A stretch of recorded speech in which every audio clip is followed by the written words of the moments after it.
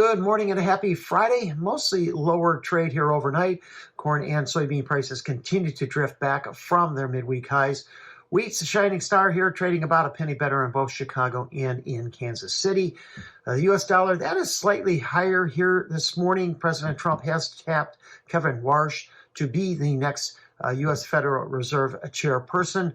We got equity markets down a little bit, energy prices down a little bit, as are precious metals. The Buenos Aires Grain Exchange did confirm lower corn and soybean ratings in Argentina, that driven by recent heat and dryness across the central and southern growing areas. Temperatures are expected to pull back here to more seasonal levels over the weekend and into early next week, with improved chances for rain next week as well. Normal to above normal precipitation across central and northern growing areas of Brazil. Favorable for later developing crops, however, is starting to hinder some harvest operations. We're expected to see some scattered showers across areas in the south, areas that have been suffering from lack of rain and dryness here as of late. Here in the U.S., frigid temperatures across the north central Midwest gradually losing their grip here. Extended forecasts do lean towards above normal temperatures in the west, still below normal in the east, while mostly dry conditions across much of the nation's midsection. March corn right now down 2.5 cents so far, holding at yesterday's low at 4.28. Buenos Aires Grain Exchange did place plantings at 97% complete. Ratings slipped to 46% good to excellent. That's well below this season's high so far at 82%. However, better than the 31% we sat at a year ago.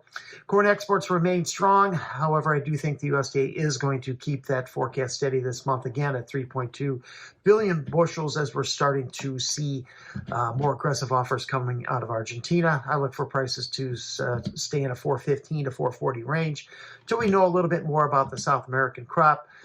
Bean prices down 6 cents now at 10.66 after the March contract. We do have support at this week's low at 10.58.5. Prices have rejected trade above the 100-day moving average now for the past two sessions. March oil, that's down 50 points at 53, holding just above 53.50, while carving out a new low for the week.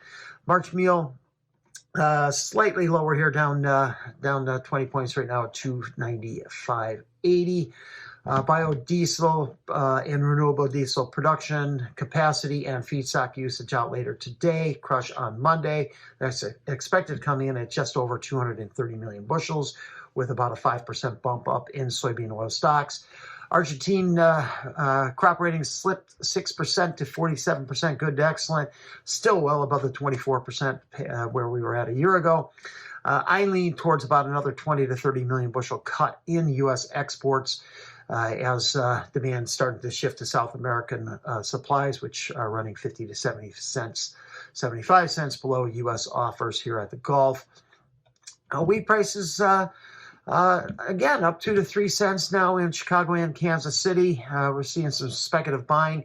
Despite that, though, we're not seeing a big drop in open interest. It was actually up about 300 contracts in Chicago here from yesterday's trade, but down about 4,000 in Kansas City. U.S. winter wheat acres in drought only slipped 1% last week to 41%, despite the major winter storm that moved through the region. Little to no moisture here in the southern plains over the next week, with moderate amounts for the southern Midwest and eastern Corn Belt. U.S. exports remain decent. However, I think they're not likely to exceed the current USDA estimate by more than 10 to 20 million bushels. Thanks for listening, everyone. I hope you have a great day and a great weekend.